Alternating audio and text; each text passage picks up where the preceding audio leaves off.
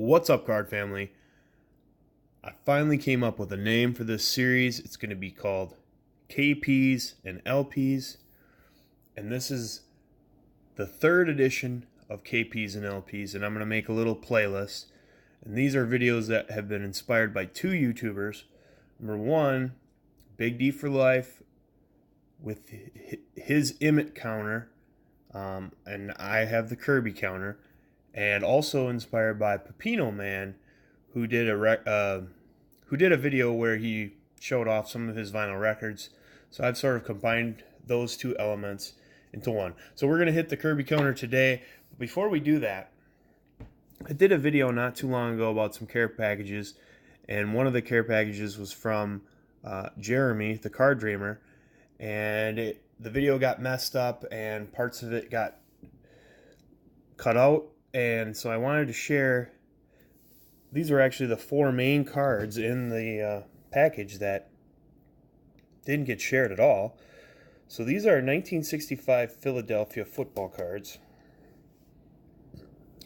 This first one's a Bill Butler, who's a halfback. I don't actually know much about Bill Butler, which is strange because usually I know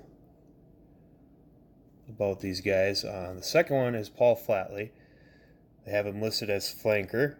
Modern day would be a wide receiver. He is a one-time Pro Bowler. He also played for the Falcons. Paul Flatley. This is the Vikings all-time leading point scorer, Mr. Fred Cox. And Trustin Cox. He should be a Ring of Honor member at some point, I would imagine, being the all-time leading point scorer. A fun fact about him is he also is the inventor of the Nerf football. So he's a good guy. He signs TTMs, and so does Paul Flatley. And this guy also signs TTMs. This is a shame and a tragedy that this man is not in the Hall of Fame. He still holds the NFL's all-time record for fumble recoveries. He had the all-time record for games started until Brett Favre beat that fairly recently. And so, yeah, definitely, member of the Purple People Eaters, definitely belongs in the Hall of Fame. So let's get to the Kirby counter. So here's something really cool. This is a Kirby Puckett comic book, and I'm not even sure how I found out about this, but as soon as I did, I knew I needed to get one. I mean, this comic is in great shape, and I don't know anything about comics or grading them, but I thought I wanted to get this slabbed. The problem is, it's very expensive. If you wanted to send it to CGC to get slabbed, you have to have a membership and all that. And then PGX is the sort of cheaper alternative. And just for one comic with the bare minimum, it was like $28 to get it graded. And this is like a $6 comic book. So I don't really want to spend that kind of money. I don't know if there is bulk submission groups like there is for PSA, where you can get a better deal. We do have Free Comic Book Day coming up here in early May, and I'll probably inquire with the comic shops that we stop at. But yeah, it's a really nice shape, really cool. I think I'm going to have to buy another copy of this just to look through and everything. And there is 3 cards inside. So I'm hitting the Kirby counter 3 times on this one. I did take this out of the bag and, ensure that those 3 cards are still in there. They are.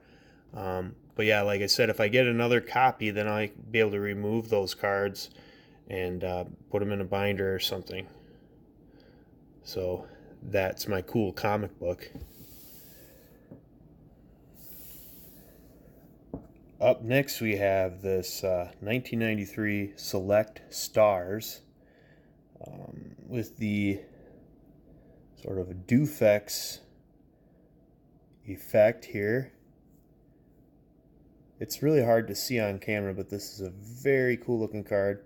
I'm sure many of you have seen these. I remember when I was a kid having the Greg Maddux. That was the only one I had, because I think these were a kind of a tough pull out of packs back then. But very cool looking card. And I'll keep this one actually in the top loader. So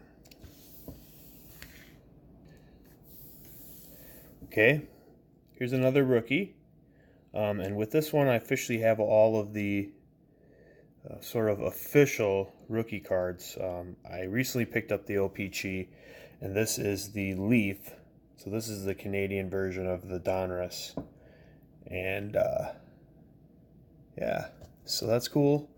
So now I have the Donruss, the Fleer, Topps, the OPC, and the Leaf. I also have the Fleer Update XRC. So glad to add this one and check it off the checklist.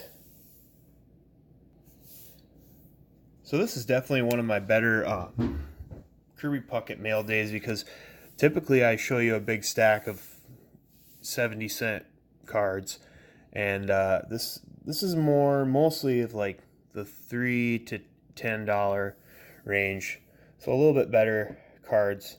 And I saw this card and I was just sort of in love with it. It is so cool. It's designed like the 1977 Star Wars, and I shared this in with our Super Collectors Facebook chat, and I wasn't sure about this one. I'm like, this is a custom card. Some guy made this, or made some of these, and it's not on our official checklist. So I wasn't sure if this one counted, but they said, heck yeah, it does. And they sort of encouraged me to get it. So I picked it up. Pretty sweet looking.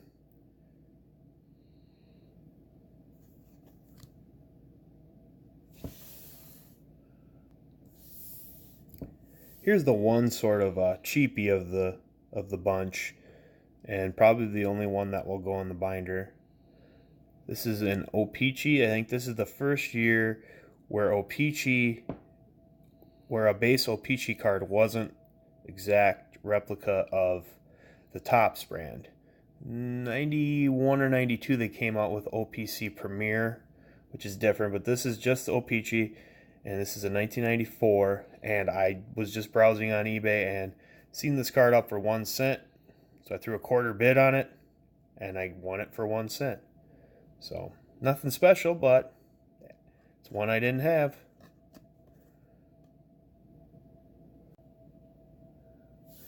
So this one here is a 1993 Cartoons.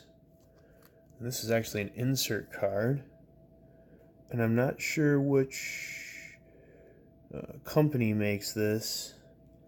It says Cartoons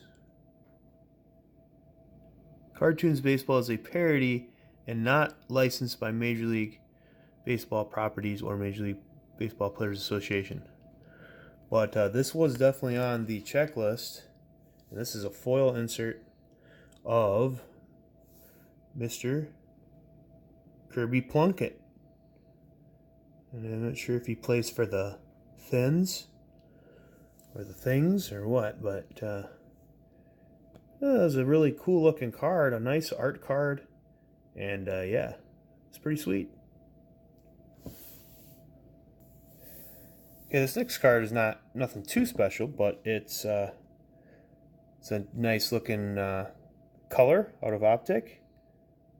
Not sure if that's pink or purple, and I'm not sure if this is a retail exclusive or if it's a hobby exclusive or what it is, but nice parallel to add to the Kirby collection.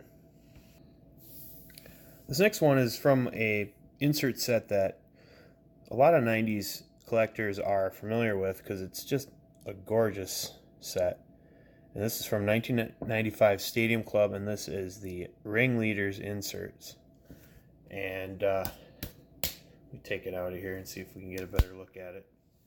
It is just beautiful. And this version is the members only version. It has that little medallion. So there's also a version that's exactly the same, except in that little starburst, there's nothing in the middle. There's no medallion. So I'll have to get that one too. But yeah, just beautiful looking cards. One of the better inserts of the mid-90s, in my opinion, just based on how it looks. So I'm pretty glad to add that one. And last but not least, we have this Legendary Materials from 2006 SP Legendary Cuts. And it is numbered out of 199, as you can see. And I'm going to have to get a mag for this one.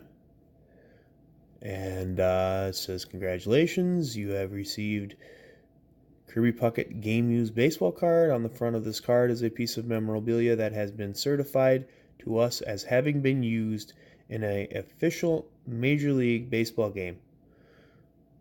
So that's what I love about most Kirby jersey cards are game used.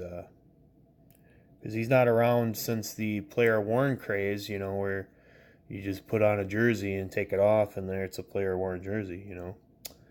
That's sort of a newer thing, and obviously Kirby Puckett's been deceased for a while, so that's, like I said, that's the good thing. Unless it's a manufactured relic, most of the relics that you see of Kirby Puckett are going to be game used.